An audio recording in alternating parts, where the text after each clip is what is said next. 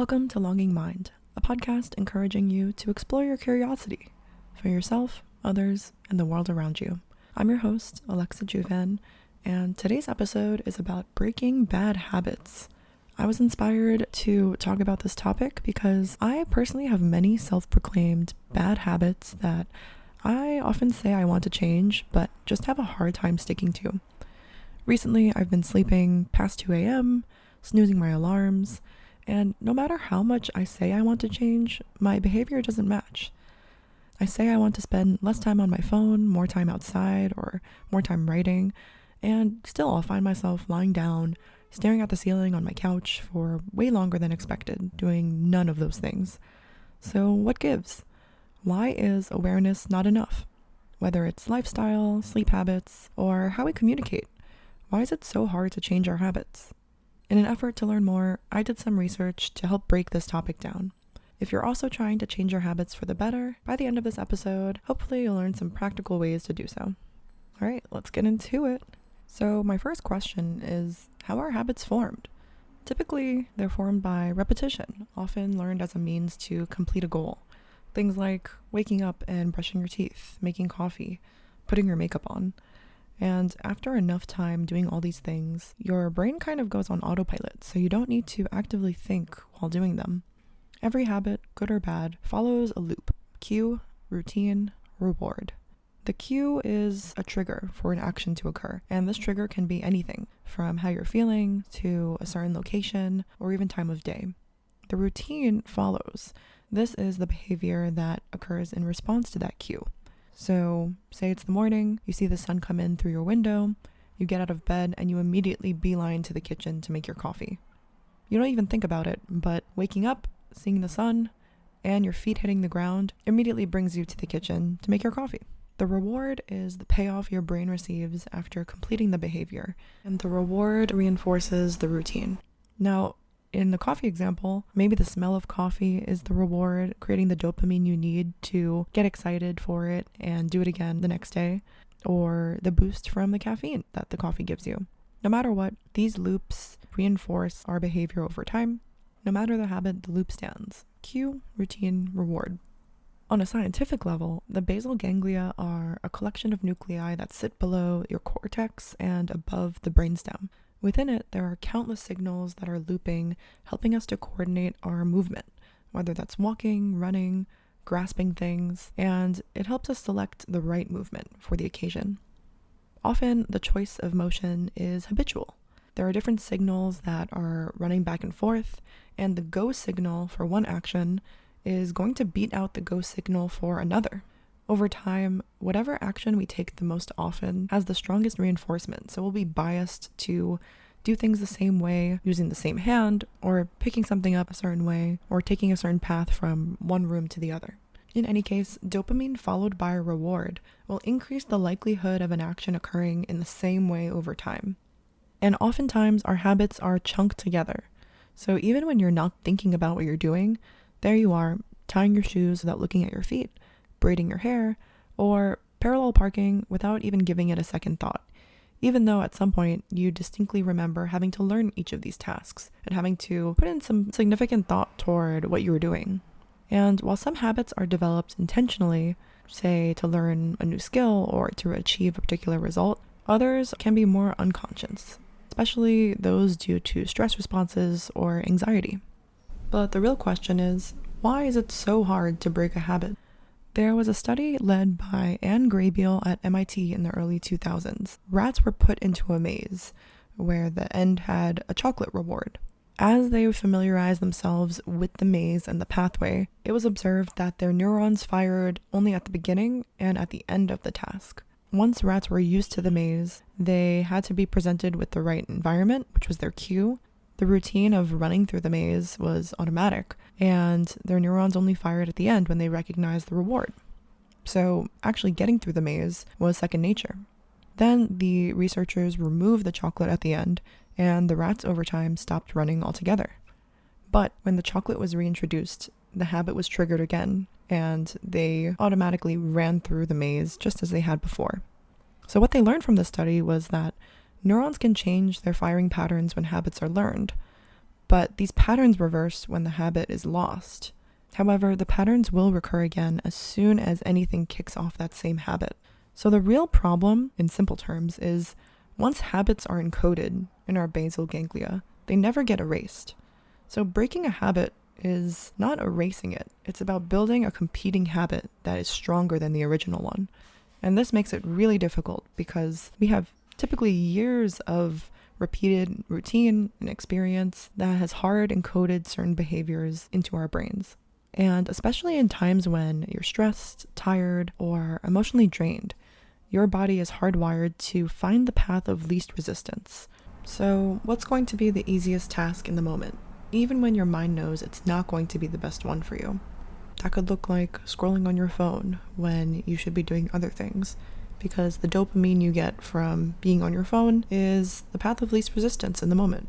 And so bad habits are difficult to change because they still serve a purpose. They're helping you cope in the moment to reduce your stress, reduce boredom, anxiety, or discomfort, all of which do still create dopamine. So that's great to know, but what can we do about it? The first step is building awareness. So finding the cue that triggers this bad habit, whether it's a certain time of day, being in a particular place, or feeling a certain way like bored, stressed, or frustrated. And this self-awareness of what's happening can give a clearer picture of what is setting this habit and the action in motion. One example of a habit that is tricky to gain awareness of is your speaking habits. This is hard to notice until you're in a situation where you're actually hearing yourself speak for a longer period of time. So presentations, interviews, if you're speaking on social media, like a podcast, or on your phone for TikTok or Instagram. Until you're hearing yourself speak for a longer period of time, you're not going to hear your bad habits. When I was working and had lots of different client calls with both colleagues and clients from the South and the Midwest, it really made me realize just how quickly I spoke, because until I interacted with them, I never had a baseline reference for people who spoke significantly slower than I did. Their pace was much more tempered, much more relaxed, and while my brain was going 1,000 miles a minute, it didn't make sense for me to spew my thoughts out as quickly as I would to, say, people who were speaking quickly, naturally. So with this awareness, I was able to improve my pacing and make sure that our interactions never felt rushed. Interviewing is another situation, let's say, where you might notice yourself speaking faster or using more filler words because situationally your anxiety could be higher and this could make you more self-conscious. So when you're feeling uncomfortable, you might feel more inclined to speed up. And when you do, it's just easier for those filler words to take over instead of getting your points across as clearly and succinctly. I would say that overall, I'm a pretty confident presenter, pretty confident speaker, but I didn't get that way without lots and lots of practice. And I'm not without my faults too. I think that over time, completing so many presentations in university for my business classes helped address any bad habits. Also, having to listen to many different sales demos and trainings that I recorded at my old company, there were countless hours of speaking involved. So it's easier to hear firsthand what pitfalls that I fall into and note down what can be improved. Even listening to my last podcast episode, I found myself cringing a lot at the number of times that I said, or I think, or I feel like to preface my thoughts. And I don't think it makes sense to completely go without these words or filler every now and then. But now that I'm conscious of it, I will pause to find a new word or just try my best to not start every sentence too similarly. So if you're struggling with changing up your speech habits, I would say that the hardest step is often awareness. So use conversation as your testing ground. If you struggle to articulate your thoughts, try recording yourself speaking. Try to do the 1-minute random topic challenge and you just speak to your phone or to your laptop and see how you do. You can also ask a friend to call out your filler word use. And you might not realize how many times you use a particular word, but your friend can kind of tap you or call you out if you are using something more often. So see what works for you. I would say that this podcast has actually been a really good exercise in speaking and becoming more mindful of what I say. I think that in most contexts, people, aside from day-to-day conversation, may not have the opportunity to speak for an extended period of time. And so it's harder for you to pick out your own bad habits. And it's also hard to change them because the way you speak has been hard-coded over years and years and years of your life. But all of this says awareness is a difficult but important first step. Understanding what's going on and what triggers my habit. Step 2 is understanding the routine and reward associated with the habit. So after the cue, what's happening? Why am I continuing this behavior? What is the reward? And what is this habit fulfilling? So for me, one example of this is me saying I want to sleep earlier and rise earlier. But when it's bedtime or when it's dark and, the night when you should be sleeping, I'll find myself at 11 p.m. saying, oh, now's a good time to watch a show or start a movie. And naturally, that will push my bedtime past 1 a.m. When I was doing this research and thinking back to my behavior, I was thinking, okay, if I'm conscious that this is not good for me and my goal, what reward is beating out this mental awareness? And I realized the reward that I was giving myself for watching a show is feeling like I've done more in the day. I typically see the late night, early morning of the next day as still part of the previous day. And I feel like by doing just one more thing or staying up to engage with just one more activity, it feels like I'm getting the most out of my time. But I want to switch that up. Instead of feeling like I'm clinging on to the hope of a fuller day for the day before, I want the reward to be starting this fresh day with more energy. So I'm going to try to keep that reward in mind tonight when I go to bed. I did not succeed with this yesterday because I only finished this research this morning. So I'll keep you updated. But understanding the reward can be really helpful because I just need to justify a reward that's greater than the current one that I'm engaging with. Now, the last step is replacement. Once you understand your cue, your routine, your reward, it's important to replace the routine or replace the reward to help alter your behavior. One example of what that can look like is, for me, I know that if I have snacks in my house or if I have ice cream in my freezer, I will eat all of them or I will eat them all the time. If they're around, I'll probably munch at night. So I know that by removing the cue, which is seeing the snacks or seeing the ice cream, then I can't engage with the habit or the bad behavior, and problem solved. Typically, I will not buy ice cream because if I have that in my freezer, I will just eat a crazy amount of it in one go. There's no portion control for ice cream. That's just, I know myself. And for snacks, I try to avoid buying chips for myself personally.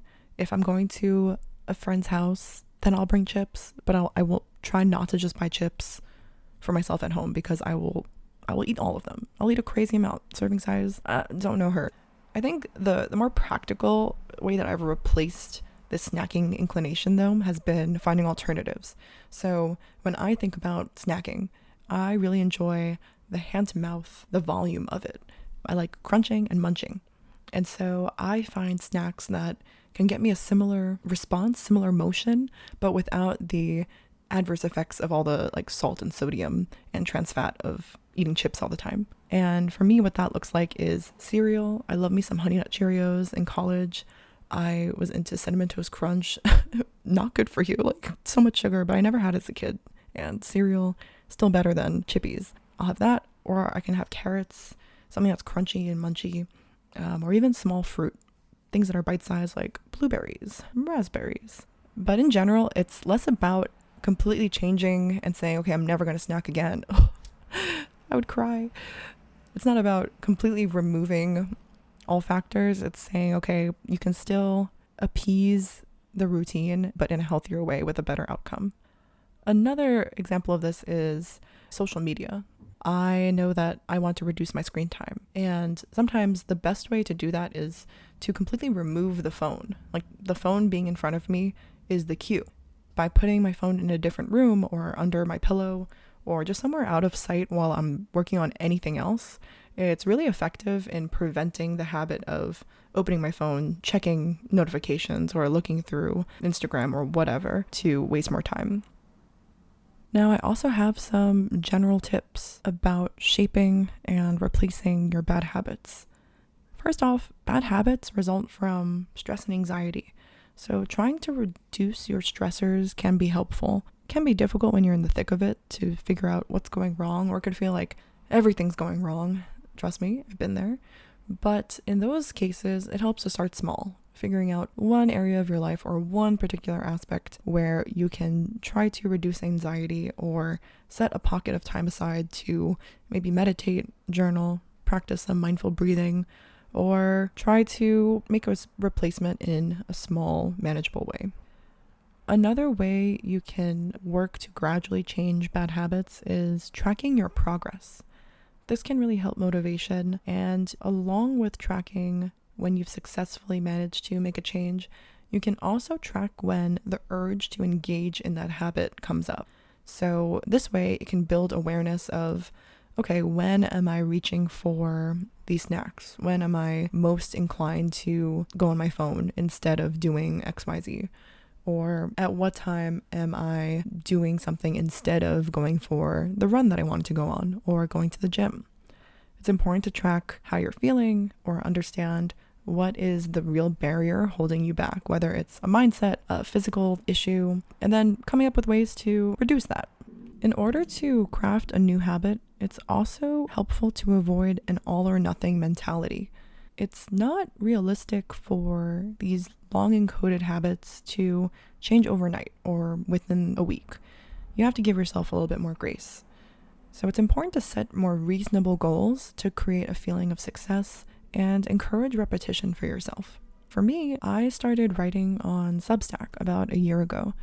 And a couple months back, I wrote a piece on how I became consistent for my first year.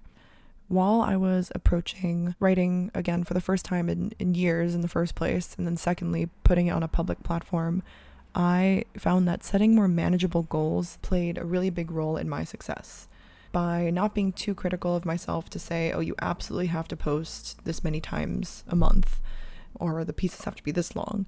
I think using it as an experiment to keep the fun of it going, like remembering my why for doing so, and not being hard on myself helped me continue, because I definitely didn't post every single week for the year, but I posted pretty dang close, and I ended up with a ton more writing than I had in the past couple of years combined.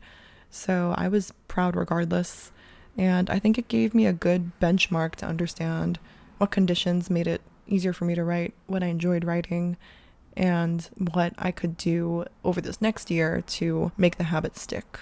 For me, accountability is also a good tool. So having people to check in with, knowing that people are rooting for you to follow through on your goals, and helping you follow through on things that you wanted for yourself. So if I would tell a friend, okay, I really want to finish this post, or I really want to submit to this publication by this date, I would tell them the date. At some point during the week, they would say, hey, did you do it? Or, hey, it's tomorrow. Like, how are you doing? And for some reason, that external accountability helps me a lot more than just going at it by myself. Lastly, another important tip is not to be too hard on yourself.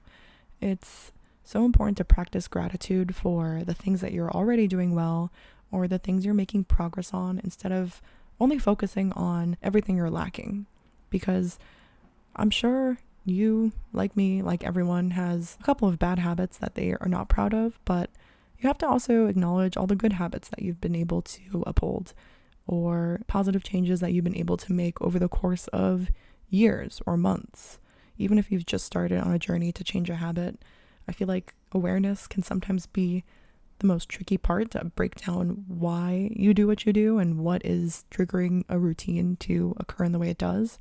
Making the change can be hard, but you've done it already. You do have good habits that you maintain. So be sure to thank yourself for that and give yourself a little pat on the back.